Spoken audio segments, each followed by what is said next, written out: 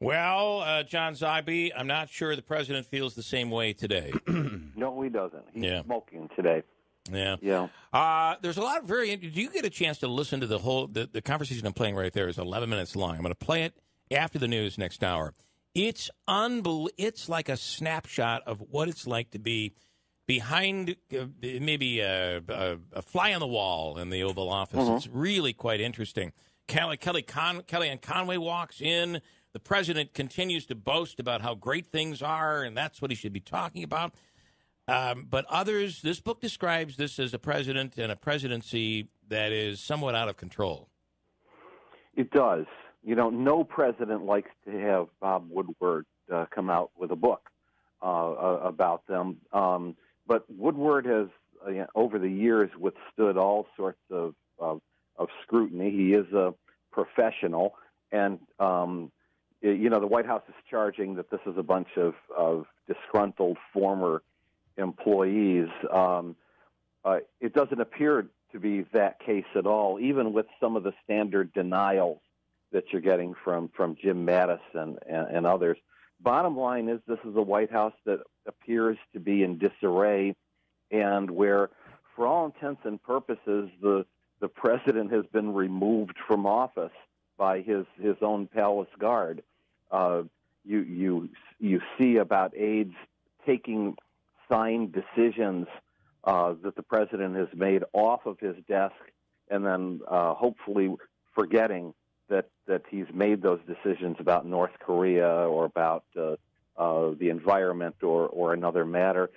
You have a White House palace guard that appears to be unified only in one thing, and that is that this president is incompetent, and he shouldn't be left to his own worst angels. They used to say that about those opponents would say George W. Bush, he's not really running the country. It's being run by the vice president and the secretary of state. That really, I guess it could be made. They influenced him. That wasn't really true. This one, though, however, it's tough to. Bob Woodward dots his I's and crosses his T's. He claims to have verification for everything that is in the book. Mm-hmm.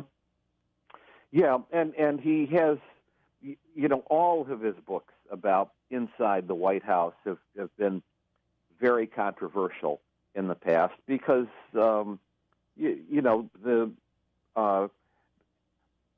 a sense that the American people don't have to know all of the sausage making.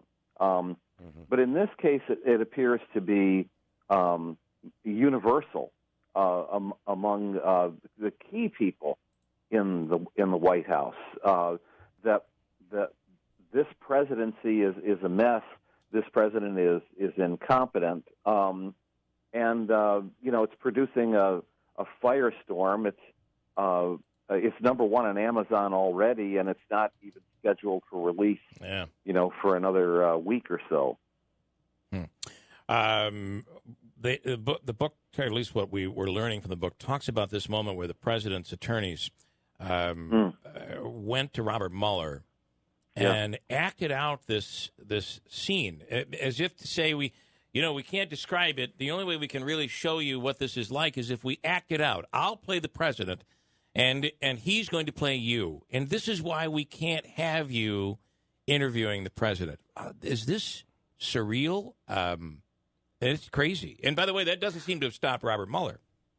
No, it is surreal and it is crazy, and it conjures up, memories of Nixon's last few months in office, where, for all intents and purposes, Nixon had a breakdown, was drinking too much, was paranoid, and where you had Secretary of State and former Chief of Staff, Al Haig, saying, I'm not letting him make any decisions whatsoever. The buck stops here with me, which, that's an unelected person issuing orders to the Joint Chiefs of Staff, don't listen to the President of the United States. But, this seems to be according to Woodward, the standard operating procedure at the White House. It does beg a question that I'd like to mention. Say to yourself, why don't these people resign if it's so impossible? Sure. Yeah. And the fact is that these are folks that say no matter who the president of the United States is, somebody's got to be running the show. Services have to be delivered, decisions have to be made, the country needs to be represented, not the least of which it needs to be, protected, national security-wise. And so they stay. But John Kelly himself said this is the worst job he's ever had, though he's denying he ever said that. Yeah. I want to ask you, how much of a slippery slope are we in the midst of here, though? Because what prevents because, here, I'll play devil's advocate a little bit. You have big supporters of President Trump that say, he's cleaning out the swamp. He is changing the way things are done. He's not following normal protocol. He's turning the table upside down. And here you have this group of seasoned political people and military people. What stops this from being 20 years down the road a group who basically just opposes policy, trying to portray the same thing and preventing the president from seeing things and basically taking over the government? Are we in the midst of it seems kind of slippery here. And that's a very good point. It is. And things are changing rapidly. When the Founding Fathers instituted the Electoral College, the sense was, hey, we're afraid of the mob. They could elect a dictator. We're seeing something akin to that today. This fellow was elected president of the United States, and yet we have not just opposition, we have claims of illegitimacy. We're really on a dangerous path here where half the country hates the president, totally disagrees with him, doesn't consider him to be legitimate. The other half loves him and will love him even more as this book comes out because he's Donald Trump, the victim against the machine. But this sort of scenario here does, in fact, open the door to creating, whether it's fake news or just a movement, via the, via social media, to be dangerous to any of our institutions. John, have you read anything about, there's so many people named in this book about their take on it and what it's like to work there. What about Mike Pence? Because he would stand, if something happened to the president, do you hear anything about Pence, his take on it? Does he think it's a circus? Is he happy it's a circus because it increases the chances that he would take over eventually? No, he's not happy, but he knows the position that he's in. And the position he's in is that he inherits the position of presidency and then probably goes on to be elected, in 2020.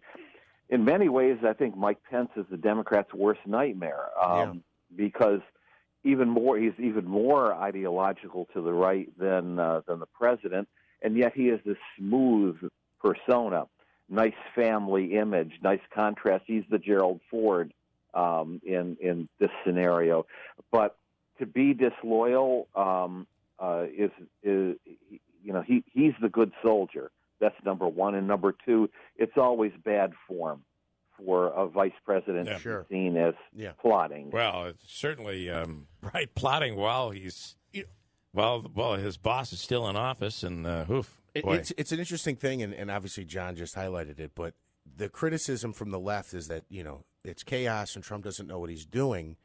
But with a guy like Pence, it's actually more harmful to their agenda by bringing in a guy who does know what he's doing because he's on top of what he wants to do. It's interesting.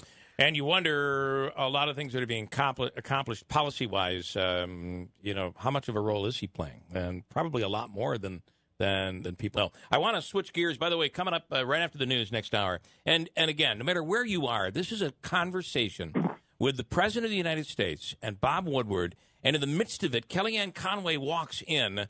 And there's a back and forth. It's an 11-minute taped conversation. I'm going to play that after the news. It is unbelievably intriguing at the very least. But I wanted to ask you about Massachusetts and what happened. Yes, this Ayanna Pressley, and the fact that at the polls there, and what is this telling us about polling? If anybody would know, you would. Had her behind by, 13 points at the beginning of August. What do you think here? Yeah, these are late-breaking decision makers who, are gelling during the weekend, are before the election, are the product in many cases of heavy advertising and then strong get-out-the-vote operations. I was in Miami last week, when the mayor of Tallahassee came from behind. That was a total shock to people. Polls, the polls that have been coming out, you mentioned early August congressional race, gubernatorial race. Poll came out Friday morning before the election, which meant that they were off the phones Thursday evening. And apparently a lot of this development took place that was late-breaking in both races. Well, you've talked, too, about even the 2016 polling. Everybody talks about how wrong that was. It really wasn't all that wrong. It had that race very, very close. And right up to the very last minute, it had the race close. So this poll that we're quoting here wasn't done. It was done in, I think, August 2nd. So it's, it's a month old. Yes. It is a month old, and especially today when there's the opportunity to reach people right up to the last minute. But here's one quickie. Here is a far-left candidate winning over establishment in the Democratic Party. There's a wave seems to be growing here. At the very least, there's some ripples out there.